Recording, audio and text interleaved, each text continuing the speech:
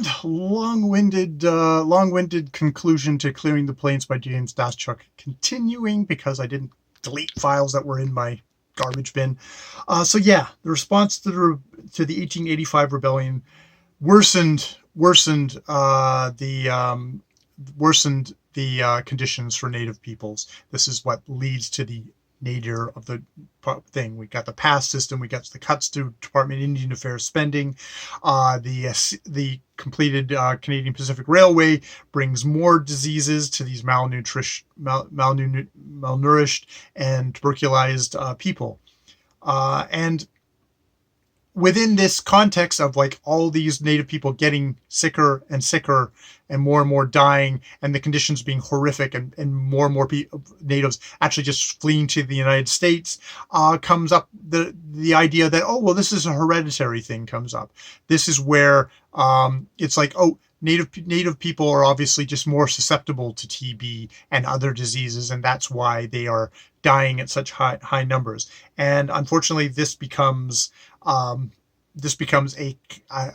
something that the majority of the scientific establishment actually accepts as a thing, and it is only until much later that this is debunked. Even though there were some scientists at the time who said, no, this isn't it. This is due to overcrowding and malnourishment and stuff like that.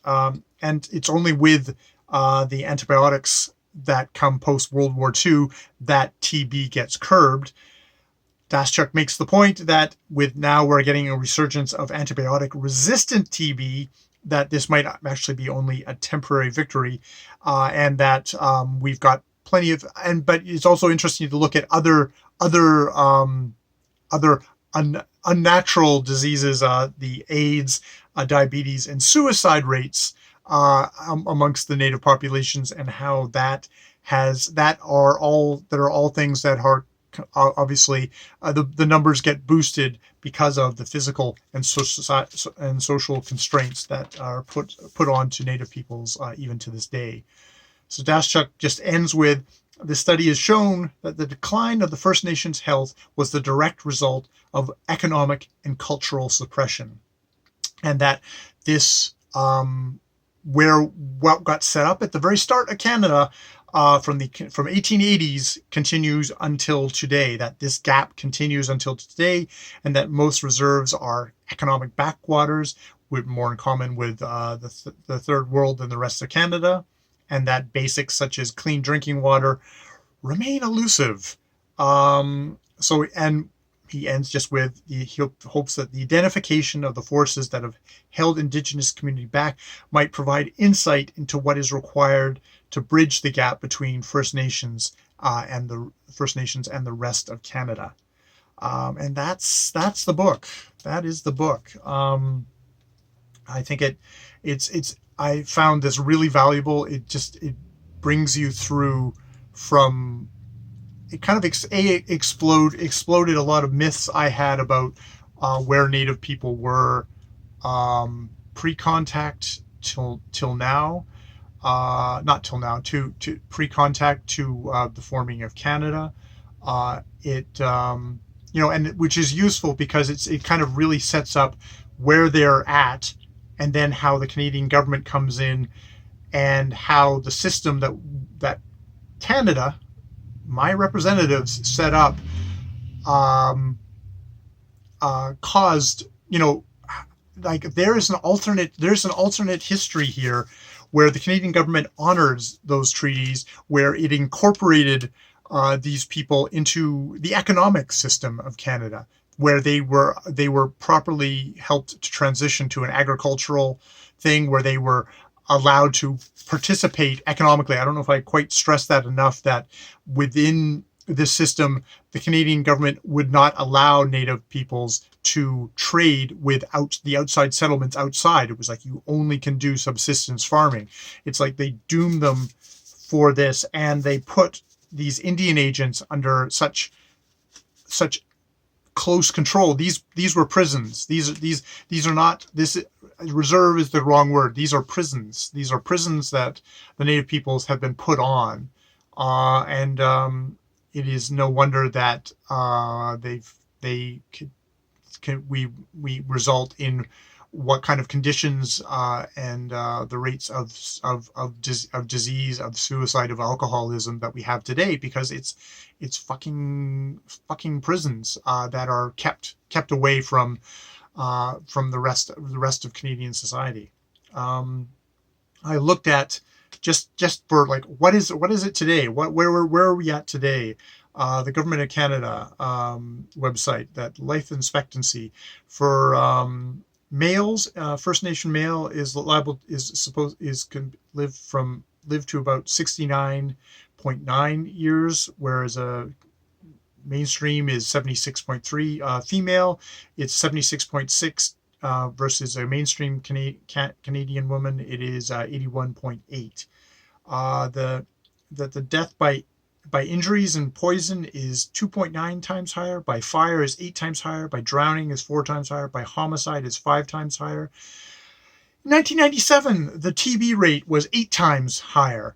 And the conditions that were listed as the reasons for that were overcrowding, poor sanitation, poverty, drug usage. So it's like the same things that were actually being mentioned in 1880 are still being mentioned today as these are the reasons why, and still isn't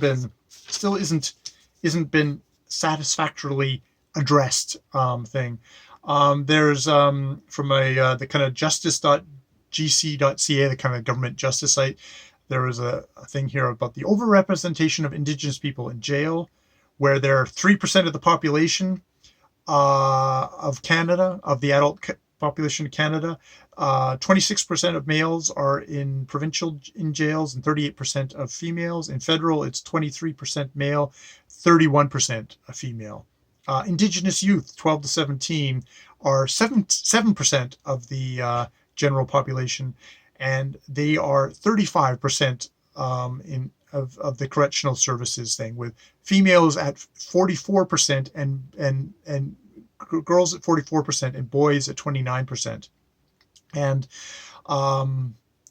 talking about kind of like all the kind of like sexual abuse and stuff that I mentioned in chapter 9 about sexual abuse forced into prostitution.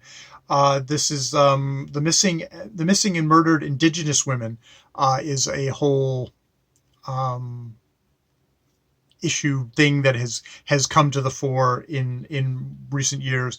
And women and girls, Indigenous women and girls, who are 4% of the population, represent 16% of homicides in Canada. Seven times higher. And I live in BC, and kind of notable examples of this, and it's considered really bad in BC, is the Highway of Tears, where the stretch of road in northern BC where native women continually disappearing, or the representation of native peoples in the victims of a serial killer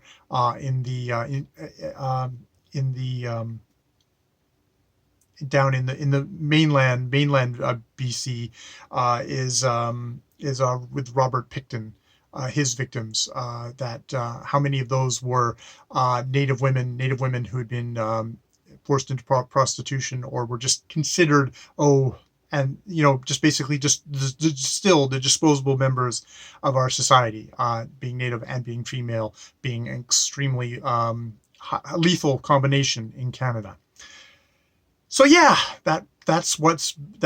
it's just I think it's a book that I'm sure there are a lot of people out there who would just kind of look at this and go, no shit, Sherlock, no shit. But it was a good education for me of just how deep into the roots of this country goes the really horrible state of where Native people are, how they are treated by my government, and I guess by my silence, me.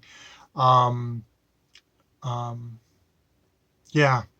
So that was a really good book to read.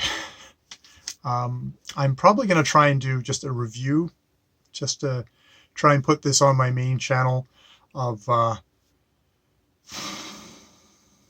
put it in some more obviously digestible form that isn't 15-20 minute long diatribes on each chapter where I'm just kind of processing the information. But it was a really good exercise for me to go through. um, yeah yeah, I mean, things I'll say about the book is I don't think Daschuk is he's more academic than he is a storyteller. Uh, Sometimes I feel like he could have marshaled his material in a way that was a little bit more one that that told the story more concisely. But at the same time, he's also just really marshaling a lot of information and forming a case, kind of plowing new ground. This book, I know, led to a lot of reevaluations of John A. Macdonald. And I hope by extension, not just John A. Macdonald, but Canada as a whole. This isn't just one historical figure. This is a practice, a system that has been supported by all of Canada for its entire existence. That Canada is founded upon, especially Western Canada, is founded upon, and is a resident of Western Canada as one of those I guess a white settler living on native land. I think it's something that it's something morally I have to be aware of, and need to have there so that I can better understand and hopefully act what in whatever individual way I would act. But also just to be aware of where I'm standing and why I'm standing here. I think one of the things that probably I will do going forward is I need to, this focused mostly on the Western Plains. And while I think the experiences of Native people in British Columbia mirror a lot of this, like the setting up a reserve system, the suppression of religious practices, potlatch on the West Coast here, it probably will be a good addition to me will be to find materials that talk about directly kind of British Columbian experience. I know when I was talking to Sean, where his family is very much connected to the plains, it was he found that really a connection. There's that much more of a visceral connection, and just because I think it's like you feel that much more responsibility for where you live. And indeed, this book does talk about like a bit about the Okanagan. I grew up in Kelowna. I was born in Kelowna, the Okanagan Lake interior, southern interior of BC. And my wife's family is kind of from Colton area, kind of the gold rush. And those areas did kind of touch me. And, news that someone like Edward Dewdney retired rather poor in Victoria, rather poor and bitter in Victoria, which is odd for somebody who was on the take from I.G. Baker, but maybe he was on the take from I.G. Baker and also invested poorly with his ill-gotten gains. That's one of those. He's. I'm not going to get hung up too much on him, but I feel like I haven't heard a whole case on Edward Dewdney, so I shouldn't pass. Well, I'm not going to pass judgment on anyone. I'm just going to note. But I mean, there's a bunch of people in here that I would. That I'm.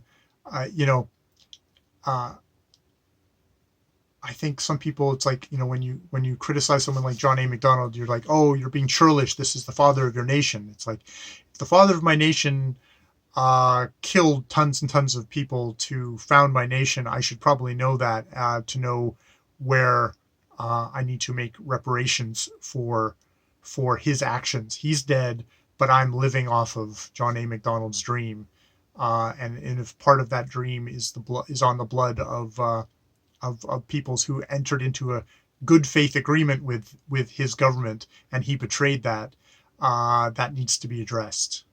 So, and a part of addressing that would be, that's something I would have to listen to the people who would actually affect versus actually coming up with stupid, dumb, ignorant, still profoundly ignorant ideas of my own. So I'm a little less ignorant. Thank you, James Daschuk. I feel a little less ignorant, and I feel pretty pissed off, which thank you. Thank you for that. All right. More videos later.